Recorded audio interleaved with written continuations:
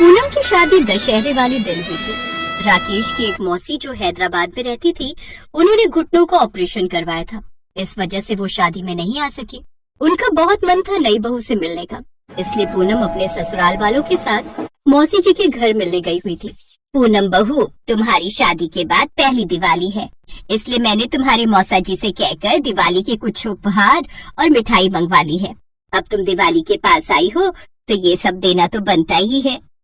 Thank you मौसी जी, ये तो आपका प्यार है। ये सारे गिफ्ट मुझे आपकी बहुत याद दिलाएंगे। रुक्मणी दीदी, ये आपने बहुत अच्छा किया। अब कल दिवाली है, आज छोटी दिवाली के दिन हम जा रहे हैं। कल दोपहर पहुंचने में हो जाएगी, फिर दिवाली का सामान खरीद ही नहीं पाएंगे। तभी तो मैंने तुम्हारे जीजा जी के हाथ सारा सामान मंगवा लिया था। मौसा जी थैंक यू, आप सुबह सुबह इतना सारा सामान ले आए। 12 बजे की ट्रेन थी। सब लोग स्टेशन पर पहुँचे। ट्रेन दिल्ली के लिए रवाना हुई। राकेश बेटा, हम कल किस टाइम तक पहुंच जाएंगे? भाई मम्मी, दोपहर तक हम घर पहुंच जाएंगे। चलो अच्छा है, फिर तो बहू के हाथों दिवाली पूजन भी हो जाएगा और बहू की पहली दिवाली भी घर पर हो जाएगी। कल की टिकट मिल जाती ना तो हम आज पहुंच जाते। कल की हो नहीं रही थी और फ्लाइट की भी टिकट नहीं मिल रही थी। दिवाली की वजह से बुकिंग्स बहुत मुश्किल हो रही हैं। ये तो अच्छा हुआ कि इस ट्रेन की हो गई। माँ जी, मौसी जी, मौसा जी बहुत अच्छे हैं। पता ही नहीं चला 2 दिन कब बीत गए। हाँ दीदी बहुत अच्छी है। शुरू से ही उनका मेरे साथ बहुत प्यार रहा है। वो मेरी बहन भी है और मेरी माँ भी है, ये समझ लो। वो तो उनके घुटनों का ऑपरेशन ना हुआ होता तो शादी में जरूर आती। अरे तुम्हारे पापा जी का फोन आ रहा है।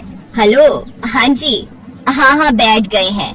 राकेश बोल रहा है कल दोपहर तक पहुँच जाएंगे। अच्छा ठीक है। हाँ, वो दीदी ने काफी सारा सामान दिवाली का दे दिया है। हाँ, प्रसाद भी दिया है। खिलौने भी बहुत सारे दे दिए। तुम थोड़ा सा प्रसाद ले आना। हाँ, बाकी लक्ष्मी गणेश जी की मूर्ति ले लेना। अच्छा ले आए हो? ठीक है, कल पहुँचकर फिर तुम्हें फोन करती हूँ। अच्छा सुनो, दिवाली के जो दिए लाए हो उन्हें रात को पानी में भिगो देना और सुबह सूखने बिछा देना। रात भर भिगो कर रखो तो दिए में तेल जल्दी खत्म नहीं होता, काफी देर तक जलते हैं। इसी तरह खाते पीते बातें करते हुए रात बीत गई। अगले दिन सुबह 5 बजे जब सब सोकर उठे तो देखा ट्रेन रुकी हुई थी। लोग आपस में बातें कर रहे थे। अंकल जी, ये ट्रेन क्यों रुकी हुई है? यहाँ तो कभी नहीं रुकती ट्रेन। पता नहीं बेटा, पिछले आधे घंटे से रुकी हुई है। अभी कुछ पता नहीं चल पा रहा है। कोई कह रहा है कि आगे सिग्नल नहीं मिल रहा, इस वजह से ट्रेन रुकी है। अरे वहाँ दूसरे डिब्बे में तो लोग बात कर रहे हैं कि आगे ट्रैक टूटा हुआ है तो कई घंटे तक शायद ट्रेन यहीं रुकी रहेगी। तभी पूनम और उसकी सास भी सोकर उठ जाते हैं। हैप्पी दिवाली मम्मी जी। हैप्पी दिवाली बेटा, पहली दिवाली की बहुत बहुत बधाई। जीती रहो, खुश रहो, सदा सुहागन रहो। हैप्पी दिवाली राकेश जी।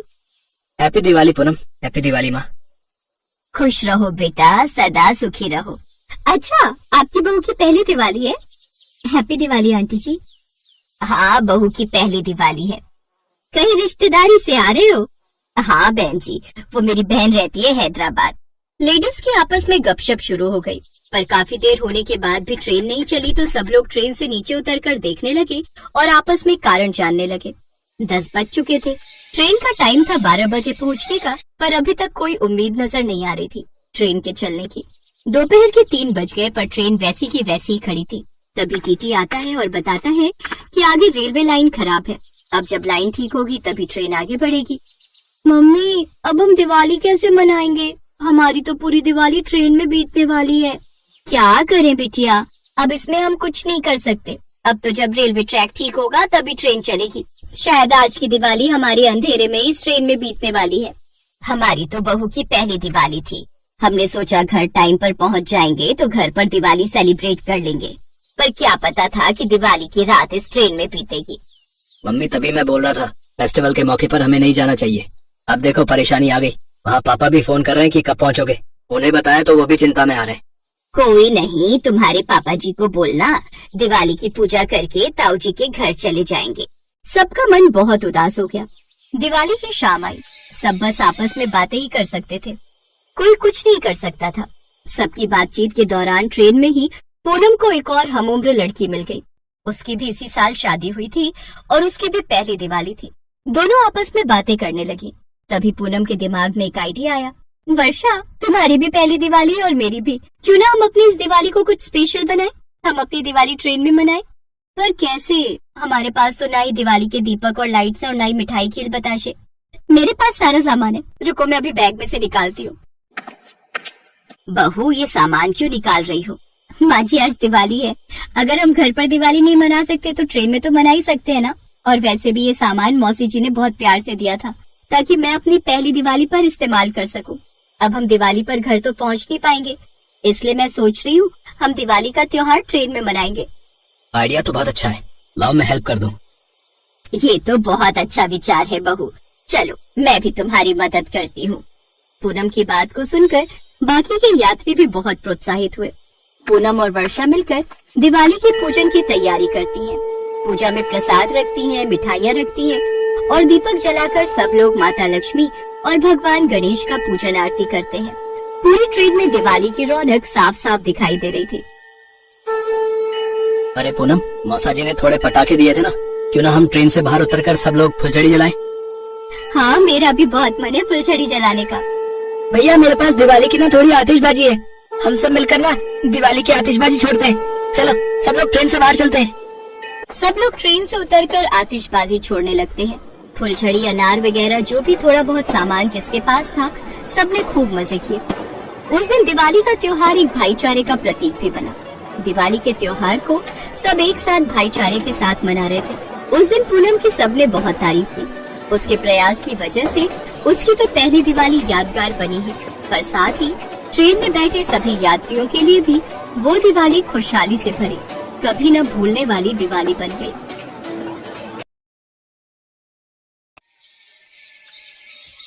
सूरज और चंदन दोनों काफी अच्छे दोस्त थे। दोनों दिन भर अपने अपने खेत पर काम करते और शाम को घर लौटते।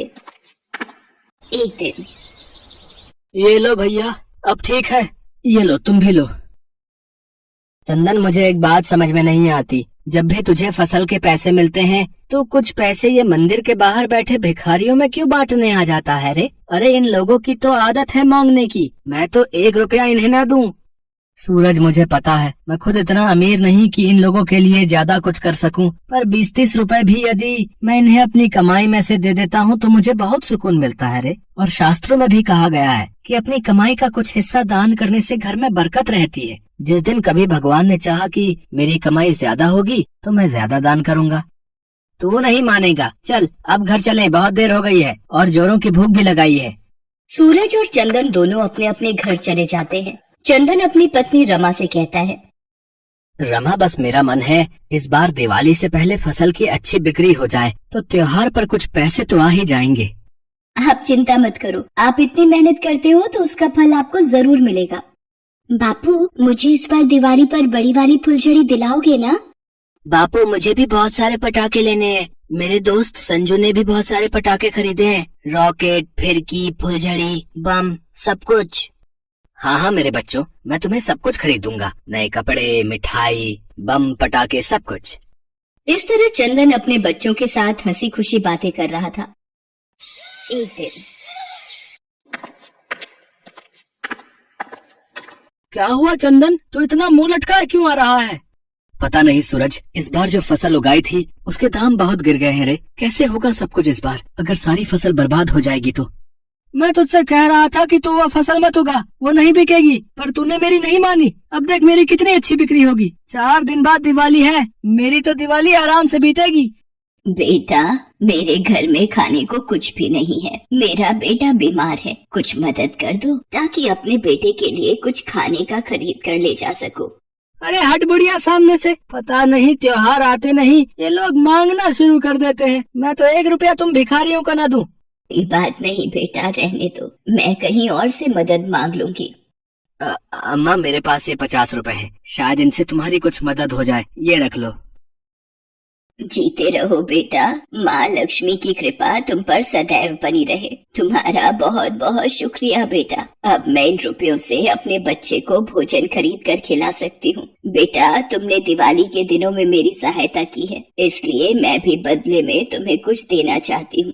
ये कुछ गेहूं के दाने अपने खेतों में माँ लक्ष्मी का नाम लेकर फैला देना। माँ लक्ष्मी का आशीर्वाद तुम पर बना रहेगा बेटा।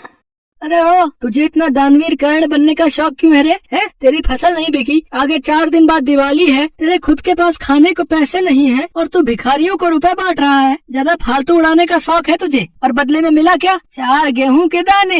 है? सूरज, मेरी जेब में रुपए ना होते तो शायद मैं भी नहीं दे पाता, पर इस वक्त एक बूढ़ी अम्मा को पैसों की जरूरत थी और मेरी जेब में 50 रुपए रखे थे, इसलिए मैंने दे दिए। चंदन वो गेहूं के दाने अपनी जेब में रख लेता है और दोनों घर वापस आ जाते हैं। उधर वो बुढ़िया अपने असली रूप में आ जाती है। देवी लक्ष्मी, दिवाली के समीप आने पर पृथ्वी लोक में आपके स्वागत की तैयारियां शुरू हो गई हैं। स्वामी, दिवाली पूजन के दिनों में मेरे सच्चे भक्त अनन्य बार मेरा नाम पुकारते हैं और गरीब बेसहारा लोगों के बारे में जिनके भी मन में दयालुता होती है, उन भक्तों की भंडार भरना मेरा कर्तव्य बन जाता है। दिवाली उत्सव के दिनों में भक्त अपनी भक्ति का प्रमाण देते हैं और मैं अपने भगवान होने का, इसलिए भक्तों की परीक्षा लेना भी मेरा कर्तव्य बन जाता है। देवी लक्ष्मी, ये तो सत्य है, जिस मनुष्य पर भी आपकी कृपा हो जाए वो धन धान्य वैभव से परिपूर्ण हो जाता है और दरिद्रता उसे छू नहीं पाती, और ये उन्हीं के भाग्य में लिखा होता है जो मन से साफ और सच्चे होते हैं। उधर चंदन रमा से कहता है, रमा, मेरी फसल कोई भी नहीं खरीदेगा। मुझे कुछ समझ में नहीं आ रहा है, मैं इस दिवाली पर क्या करूँगा? बच्चों की इच्छाओं को कैसे पूरा करूँगा? निराश मत हो जी, अभी दिवाली को 4 दिन बाकी हैं, कोई ना कोई ग्राहक जरूर मिल जाएगा। रमा, मैं जरा खेत का चक्कर लगा कर आता हूँ, ठीक है? चंदन खेत पर चला जाता है। तभी उसे याद आता है कि उसे बूढ़ी अम्मा ने गेहूं के दाने दिए थे। वो खेत में उन दानों को माँ लक्ष्मी का नाम लेकर फैला देता है और घर आ जाता है। अगले दिन जब सूरज सोकर उठता है तो उसके द्वार पर एक ग्राहक आता है और उस फसल के बारे में पूछता है। चंदन उसे खेत पर ले जाता है। हरी भरी लहराती फसल को देखकर ग्राहक खुश होकर उस फसल को खरीदने के लिए बोलता है। ये सुनकर चंदन बहुत खुश होता है और वो अच्छे दामों पर अपनी सारी फसल उस व्यक्ति को बेच देता है। चंदन मन ही मन माँ लक्ष्मी को धन्यवाद करता है। पता नहीं उसके मन में ये विश्वास उठा था कि उसने जो गेहूं अपने खेतों में फैलाए थे वो माँ लक्ष्मी का ही आशीर्वाद था। चंदन खुशी खुशी सारी बात रमा को बताता है। रमा, माँ लक्ष्मी के आशीर्वाद से हमारी सारी फसल बिक गई। माँ लक्ष्मी, आपकी जय हो। मैं सूरज को ये बात बता कर आता हूँ, वो जब ये खबर सुनेगा तो बहुत खुश होगा। चंदन सूरज को ये खुशखबरी सुनाने जाता है।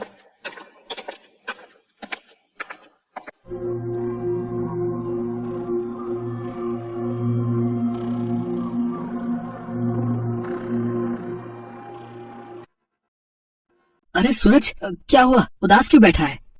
चंदन, मैंने अपनी जिस फसल का सौदा किया था उसमें कीड़ा लग गया रे। इस कारण ग्राहक ने वो फसल वापस कर दी। मेरा हजारों का नुकसान हो गया। समझ में नहीं आ रहा ये कीड़ा कैसे लग गया। कोई बात नहीं सूरज, तू इतनी चिंता मत कर, मैं तेरे साथ हूँ। तुझे कोई भी परेशानी हो या रुपयों की जरूरत हो तो मुझे बता देना, और दिवाली का त्योहार हम दोनों परिवार एक साथ मनाएंगे। तू परेशान मत हो। चंदन सूरज को बताता है कि उसकी सारी फसल अच्छे दामों में बिक गई है।